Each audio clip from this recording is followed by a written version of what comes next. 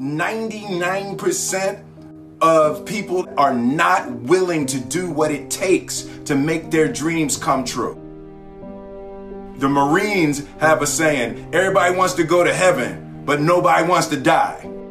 The center of bringing any dream into fruition is self-discipline. You know, something as simple as food and eating. It's not about your body as much as it is about your mind. It's getting command of your mind to be able to choose actions that are in your own best interest. Every day we are choosing that's not in our own best interest.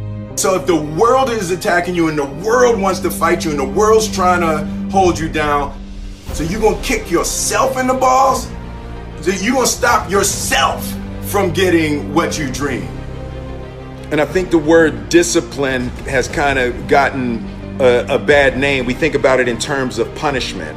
I'm not talking about discipline in that way. I'm talking about discipline in the sense that you forego immediate pleasure for the exchange of long-term self-respect. I believe that self-discipline is the definition of self-love.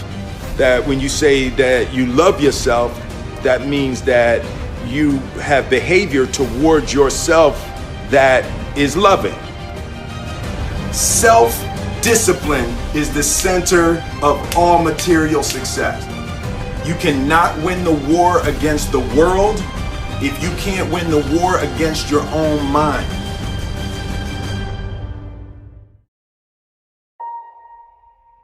Self-love is when you say to yourself, oh, man, look, I know you and that girl got a real connection. I know y'all vibe, but that's your girl's cousin. So I love you too much to let you do that. It's like you say to yourself, hey man, look, I know you want to eat that pizza and it'll be really good, you know, but I can't let you eat that, man, because if you eat that pizza, you're going to feel like shit, you know, and I love you too much to let you eat that. Self-love is, hey, look, I know you got a test on Monday, you know, and I know you really want to go out with your friends. It's Saturday night, you want to go out, but if you fail that test, you're not going to feel good about yourself. You know, I love you too much to let you go out tonight. Self-discipline is self-love. If you want to be happy, you have to love yourself, which means you have to discipline your behavior. The road to sustained happiness is through disciplining your behavior. We tend to base our self-esteem on what other people think. And that's not really self-esteem. Self-esteem is supposed to be how we feel about ourselves. And I was just saying how dangerous it is to allow other people to determine how you're going to feel about you. And it's kind of like looking into a broken mirror. You're going to look in a broken mirror and then change your face to try to look good in this defiled, busted, broken mirror. And it just, other people's opinions is a really way to determine how we feel about ourselves.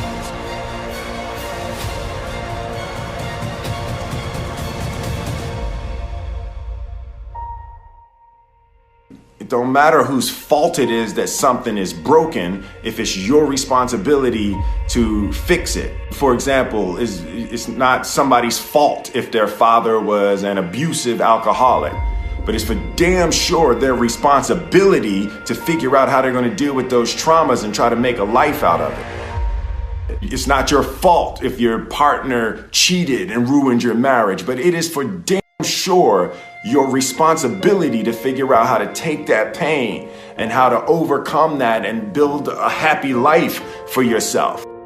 Fault and responsibility do not go together. It sucks, but they don't. When something is somebody's fault, We want them to suffer. We want them punished. We want them to pay. And we want it to be their responsibility to fix it. But that's not how it works, especially when it's your heart. Your heart, your life, your happiness is your responsibility and your responsibility alone. As long as we're pointing the finger and stuck in whose fault something is, we're jammed and trapped into victim mode. When you're in victim mode, you are stuck in suffering. The road to power is in taking responsibility.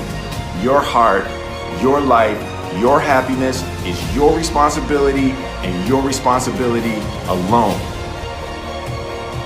You can make a person smile, you can make a person feel good, you can make a person laugh, but whether or not a person is happy is deeply and totally and utterly out of your control. The prerequisite for spending time with any person is that they nourish and inspire you. They feed your flame. Look at your last 5 text messages. Are those people feeding your flames or dousing your fire? Put your phone down for just a second and look around. Look to the people around you. Are those people throwing logs on your fire or are they pissing on it?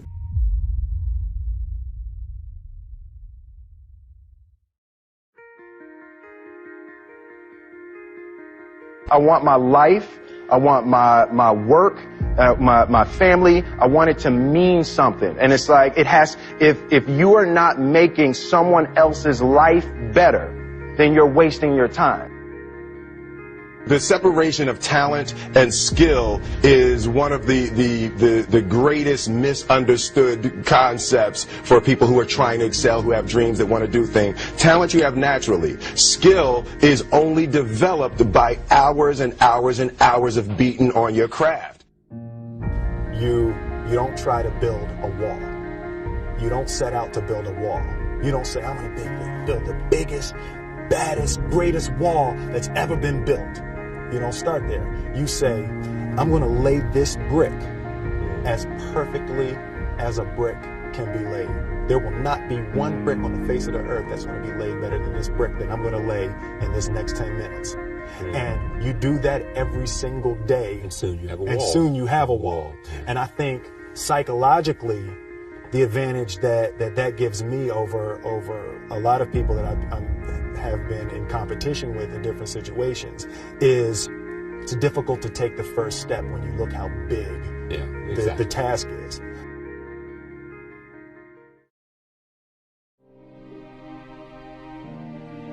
The definition of who I am is very clear to me, and it also redefines who I want to be, in that I know for a fact that I'm stronger than I thought I was.